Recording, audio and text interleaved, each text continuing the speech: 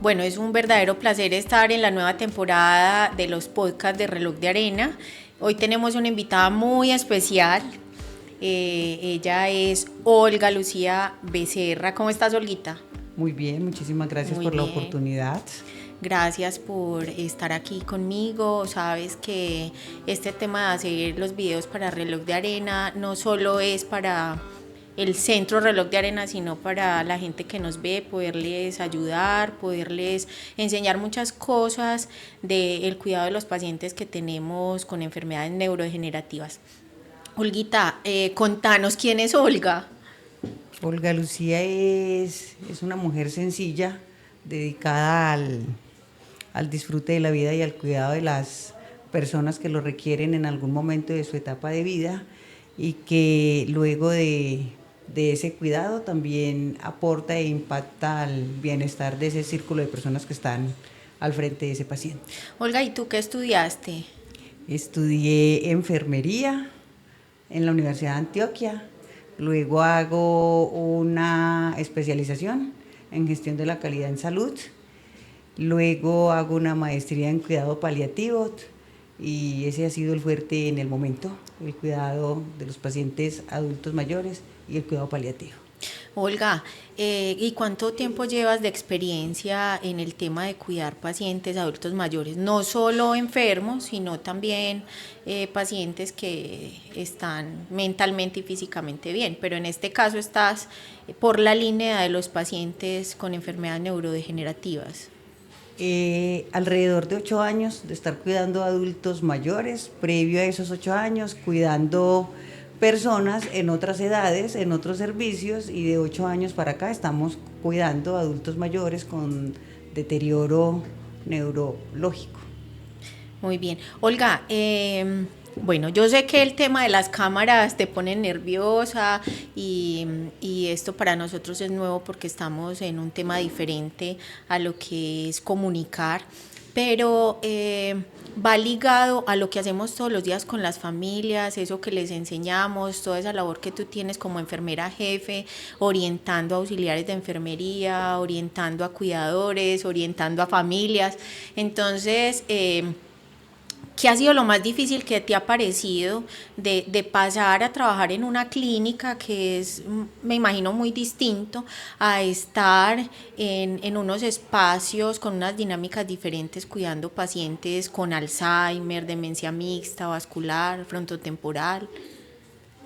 El reto más grande de cuidar a estos pacientes con estas situaciones es lograr como ese convencimiento de esa persona que tiene ese deterioro neurológico y permitir que ella se motive y se deje ayudar.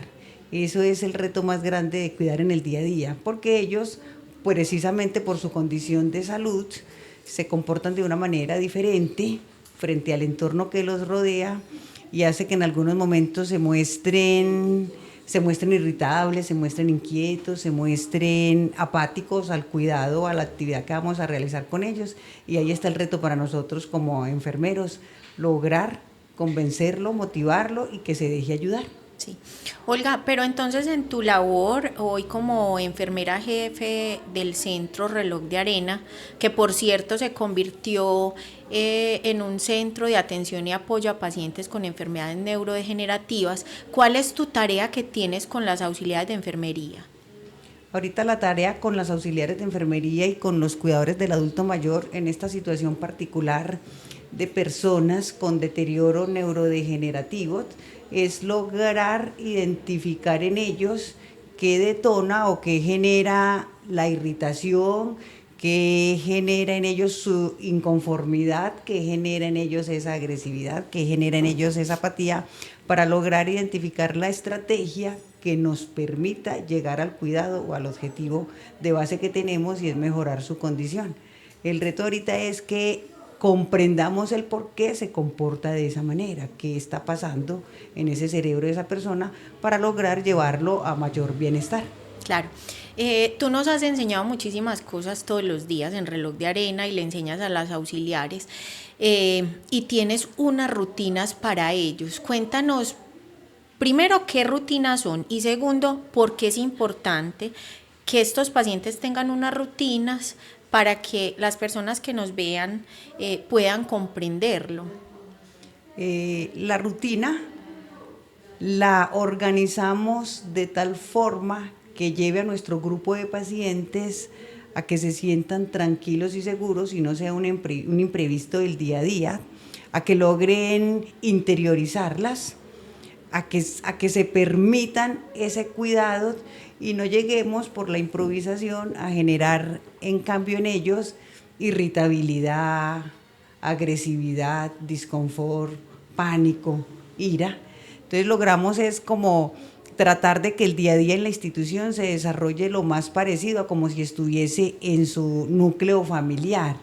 Hay entonces un despertar que da continuidad a otra actividad como es la preparación para el baño, la preparación para el desayuno, la preparación para que reciba su bañito de sol con las medidas necesarias y no llegar a cometer imprudencias e insolación, sino que sean una actividad controlada, medida y supervisada, la hidratación oral, la hidratación de la piel, su marcha y su movilización, que todo se parezca a cómo se desarrollaba en su casa, de tal forma que no sea traumático su estadía en nuestras instalaciones.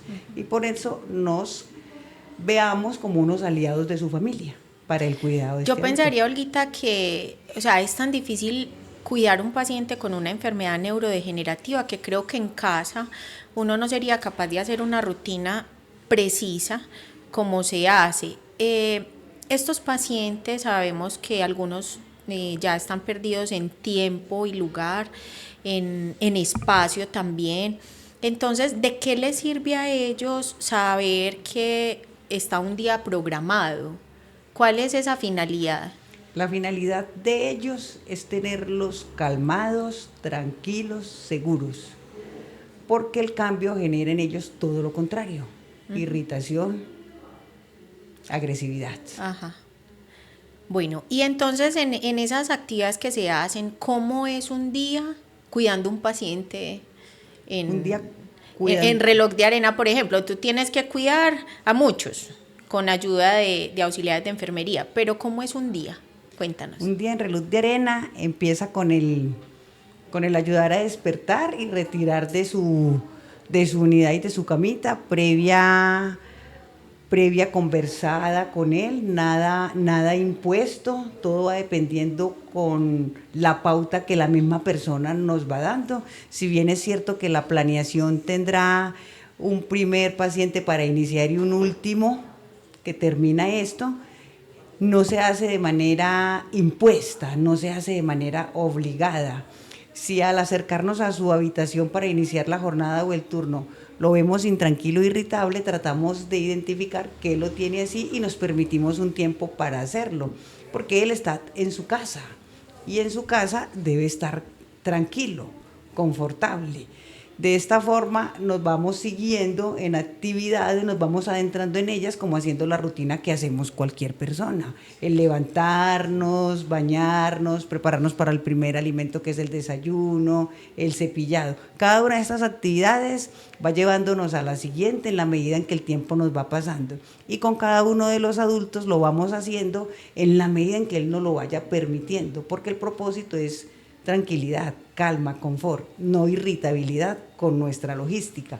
Entonces, estas situaciones que día a día son diferentes, las compartimos con todo el equipo que me ayuda en su cuidado, que no es solo el auxiliar de enfermería, sino también el médico, el equipo interdisciplinario, y vamos conociendo qué lo detona, qué le da tranquilidad, y vamos haciendo los ajustes necesarios sin perder la pauta de la planeación que tenemos. Claro. Olguita, mira, nos hacen muchísimas preguntas y me imagino que las familias y los cuidadores principales te abordan todos los días preguntándole un montón de cosas. Una de las preguntas que te hacen es que si ponen a caminar a mi papá, es que si hace actividades, quieren que 8 horas un adulto esté haciendo cosas. ¿Tú qué piensas de eso? Ellos requieren la actividad, pero gradual y medida, porque también necesitan su tiempo de descanso. Entonces lo que intentamos hacer es generar la programación de tal forma que los abordemos a todos, que reciban esa movilidad, que sean acompañados.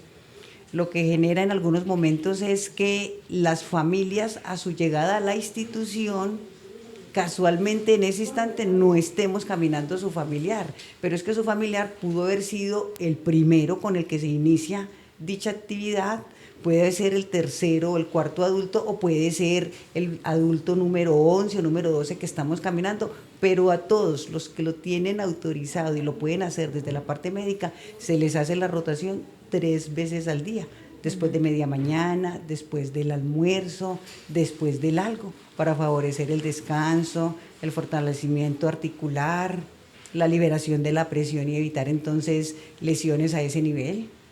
Olguita, tú eres extremadamente psicorrígida y muy organizada, que por cierto te llamo la generala.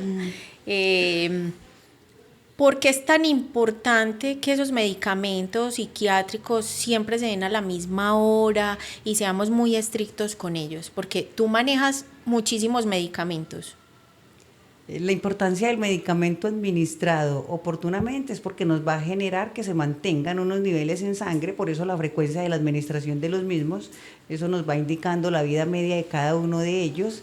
Si somos oportunos, vamos a tener pacientes compensados, tranquilos, disfrutando de las actividades que les estamos planteando, aceptando el cuidado. Entonces, en la medida en que seamos muy juiciosos y lo más oportunos que se pueda, logramos garantizar esto.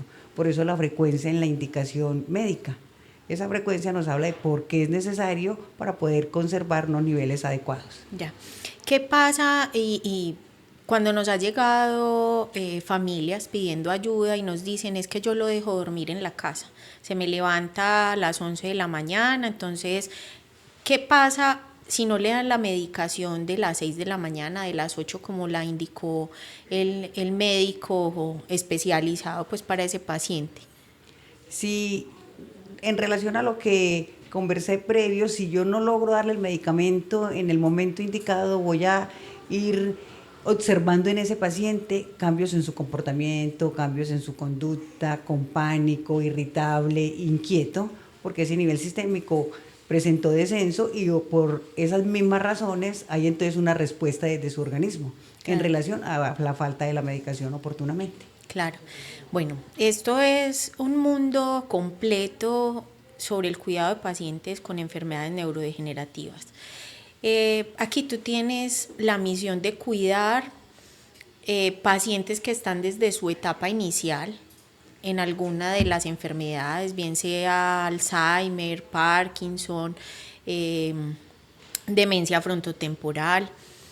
Y también tienes pacientes que ya están en su etapa final, en cama. Esos pacientes que ya están desconectados completamente, ¿cómo es su cuidado?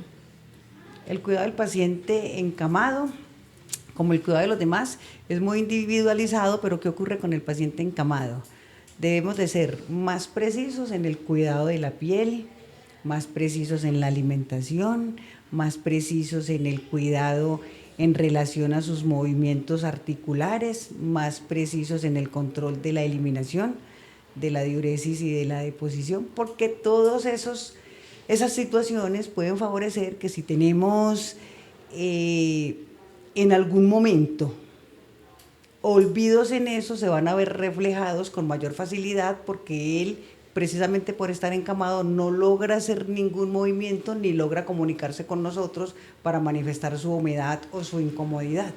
Entonces tenemos que ser precisos en ese cuidado desde el inicio de la jornada hasta la finalización del turno para poder garantizar que todo se conserve en él de manera íntegra, que todo genere bienestar. No se podrá conectar con nosotros, pero nosotros sí debemos estar atentos a lo que él requiere. Y lo que él requiere es el cambio de posición, la hidratación, la verificación del pañal. Si para esa condición aún recibe alimentación por sonda nasogástrica o por gastrostomía, ser prudentes en el cuidado de ser prudentes en la cantidad, ser prudentes en las respuestas, para poder hacer notificaciones oportunas a medicina y al resto del equipo y considerar los ajustes necesarios. Claro. Olga, para cambios de posición, eh, ¿cuánto es el tiempo que puede pasar un paciente acostado en la misma posición? Ejemplo, acostamos a Sonia y está para su lado derecho. El deber ser, el ideal es que cambiemos de posición cada 2 horas nuestros pacientes y hidratemos piel. Identifiquemos posibles lesiones, alertemos y hagamos seguimiento por cada turno. Ya. Esto de alguna lesión, sabemos que se llama cuando se toca muy fuerte a un paciente y su piel está muy débil, se llama púrpuras seniles. Pero cuando se hace una lesión ya grave, se llama escaras, ¿cierto? Cuando ya tenemos realmente comprometida la piel, lesiones por presión y ya vemos francamente una úlcera. Okay. Que pudo prevenirse si hacemos cambios oportunamente. Entonces eso tendría que ser en 24 horas, cada 2 horas, para cambiar al paciente. Cada 2 horas cambio de posición, hidratación de la piel, Sí. verificación del estado general. Bueno, hablas muchísimo de hidratación de la piel, ¿por qué? Porque con el paso de los años, entonces en el envejecimiento encontramos una piel más delgada, más frágil, que se rasga con mayor facilidad, que ante un mínimo movimiento podemos generar una lesión que si no es supervisada, controlada, puede llevarnos a complicaciones mayores, porque como ya no tenemos ese tejido adiposo, ya el estado nutricional presentó cambios, ya su movilidad espontánea está reducida, podemos generar mayores complicaciones con esa mínima. Ya. Olga, bueno, nuestra misión es ayudarle a las familias que están fuera, que tienen un paciente con una enfermedad neurodegenerativa y que es muy difícil su manejo. Cuando tienes una dificultad para que el paciente se tome un medicamento, ¿qué estrategia usas?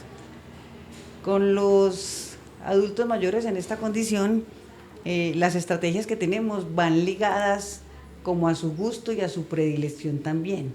En ellos identificamos, no es el ideal, pero identificamos que es posible que sea más fácil hacer la administración de un medicamento a través de un medio espesito y sabor dulce, porque esto va a atenuar un poquito eso desagradable en su boquita y es más fácil pasarlo. Entonces nos podemos apoyar del arequipe, nos podemos apoyar en la mermelada, nos podemos apoyar del yogur, nos podemos apoyar del jugo dulce si no tiene otra contraindicación por diabetes, nos podemos apoyar incluso en la mantequilla, en todo eso que nos permita como de una u otra manera camuflarlo para poderlo administrar. Nos pensaríamos que el ideal no siempre en todos los medicamentos es con alimento, y desde la literatura nos enseñan, pero hay una condición especial y es ese deterioro que ese paciente tiene donde no comprende por qué esa necesidad de administrarlo, por qué se lo debe de tomar, por qué esa rigurosidad en su frecuencia. Entonces nos debemos de apoyar con esto y nos asesora incluso desde las EPS los químicos farmacéuticos cuando lo tenemos que hacer. Ay, pero contanos de eso que es súper interesante.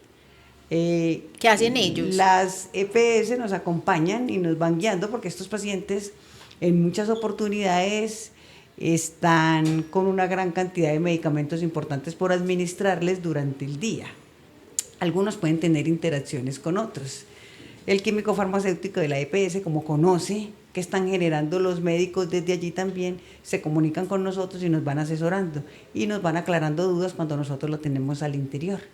Entonces, para hacer la administración del medicamento, si no es posible en ayunas solo, si no es posible con agua, si no es posible lejos de los horarios de alimentación, lo vamos conversando con ellos y vamos generando la pauta para administrarlo de tal forma que sea lo más cercano y que genere seguridad en su administración.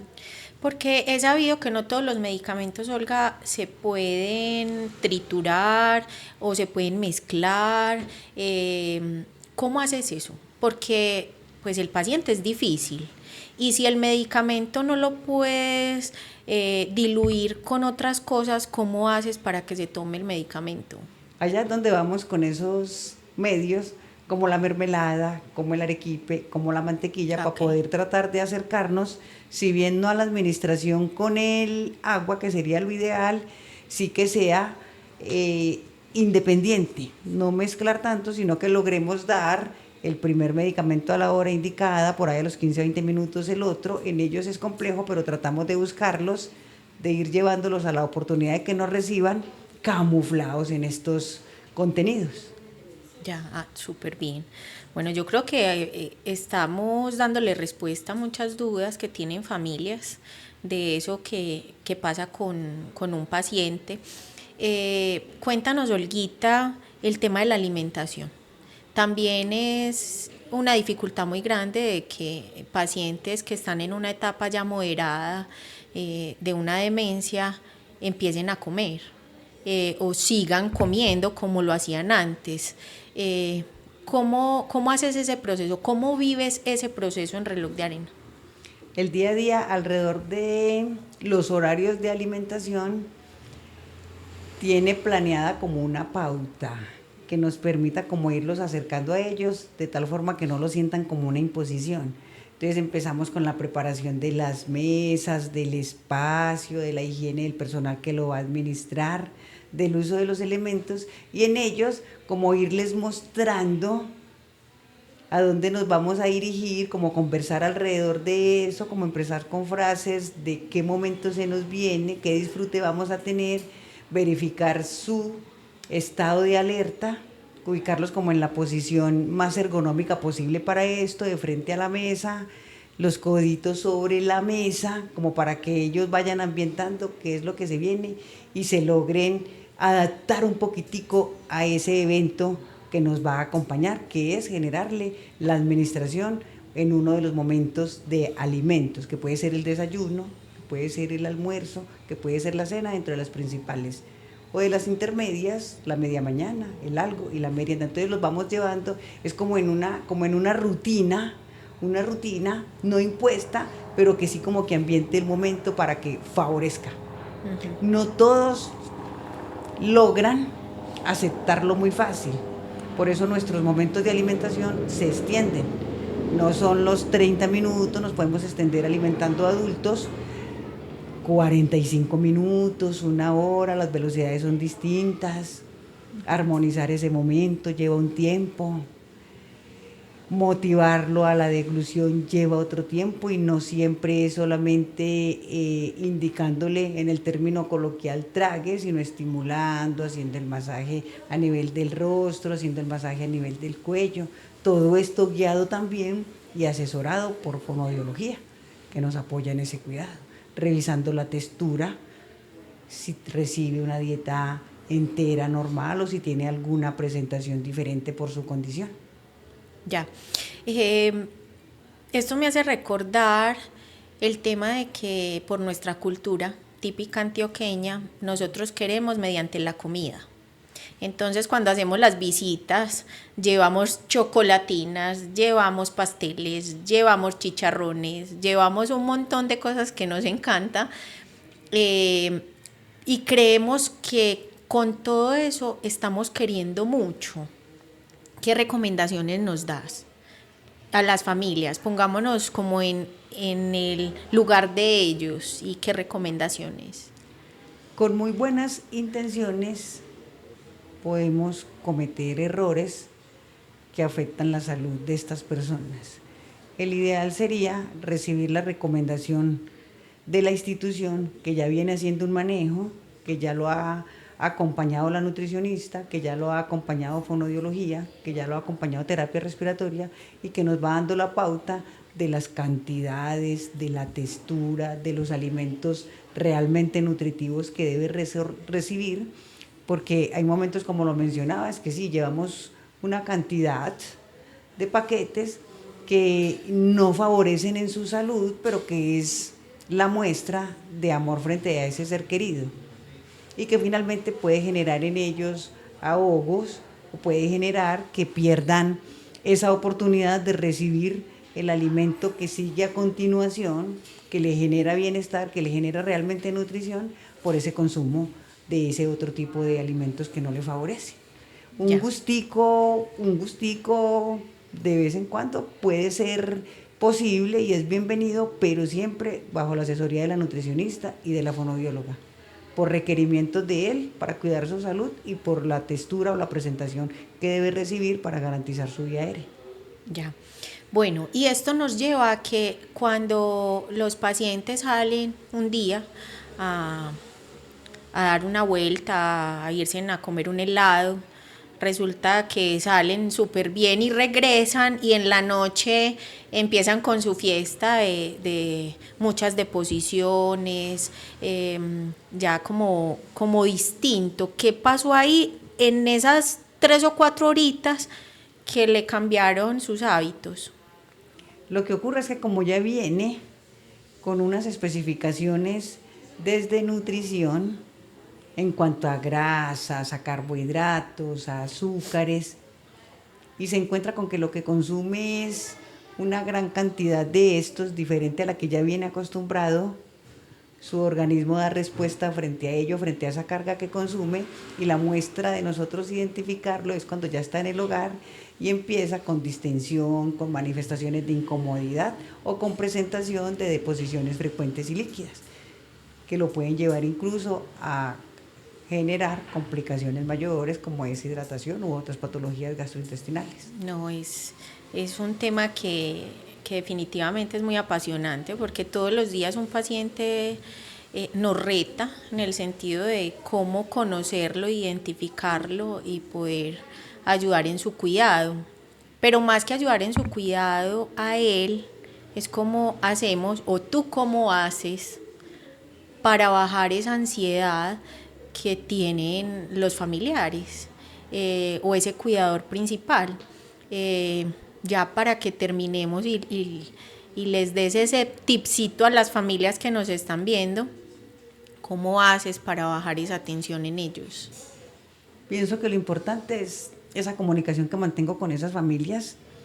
No debe ser fácil entregar mi ser querido a una institución que conozco, pero en esa medida de ese diálogo se va creando una confianza, porque nos permitimos mostrarle al familiar, quien lo cuidó hace un tiempo X, que tiene en su conciencia, en su interior, que nadie mejor que él lo puede cuidar, pero con ese tema de la conversa diaria, expresándole cómo se comporta, qué le encuentro durante la ronda, cómo se está manejando el alimento, cómo se está manejando el tema del abrigo o la liberación por temperatura, que los angustia muchísimo. Si está haciendo calor me lo tendrán con buzo, manga larga. Si está haciendo frío me le habrán colocado las 2 cobijas, las medias de lana. Entonces tratando como irlos llevando a que conozcan e invitándolos incluso también a que nos acompañen en jornadas de un día para que identifiquen qué es lo que hacemos, de qué estamos pendientes con cada uno de ellos. Se genera una confianza que le va permitiendo a ese familiar sentirse tranquilo, acompañado, sentirse transparente, sentirse claro con la institución. Pienso que ese ha sido el éxito, que les contemos desde lo mínimo, desde lo menos bonito, pero que puede pasar porque somos personas cuidando personas, que podemos tener riesgos alrededor de esa intención, pero que tratamos de, apenas los identificamos, trabajarlos e ir cerrando esa brecha para que ocurran con menor frecuencia. De ese modo lograr la ambientación hogar, familia, con un solo objetivo, el cuidado de ese adulto mayor. Qué bien, Olga, gracias por eso. Creo que hemos aprendido muchísimo en esta conversación. Para concluir, pensaría que podemos darles entonces unos tips a las familias que hoy tienen un paciente con una enfermedad neurodegenerativa, que no los pueden tener en un sitio idóneo y preparado para ello, pues por múltiples condiciones, pero entonces pensaría que lo primero es tener una rutina. Segundo, que sus medicamentos sean siempre a la misma hora, tratando de buscar muchas estrategias para que se los tomen. Tercero, buscar que la alimentación sea balanceada, pues si bien queremos mediante la comida no podemos pues darles todo porque sé que los vamos a desequilibrar. Pensaría que otras recomendaciones, mucha estimulación cognitiva y terapia física. Y la siguiente recomendación es mucha paciencia, respirar profundo, un día a la vez, porque todos los días con un paciente de estas características es un día diferente. Gracias, Olga, por estar con nosotros, por ayudarnos. Muchas gracias a ustedes por la oportunidad de hablar del cuidado. Bueno, agradecerles por participar, invitarlos a que nos sigan en el canal de YouTube, a que conozcan nuestras redes sociales, a que naveguen por nuestra página web. Siempre estaremos aquí haciendo otros videos y generando otras ideas para ayudarles a ustedes en el manejo de pacientes con alguna enfermedad neurodegenerativa.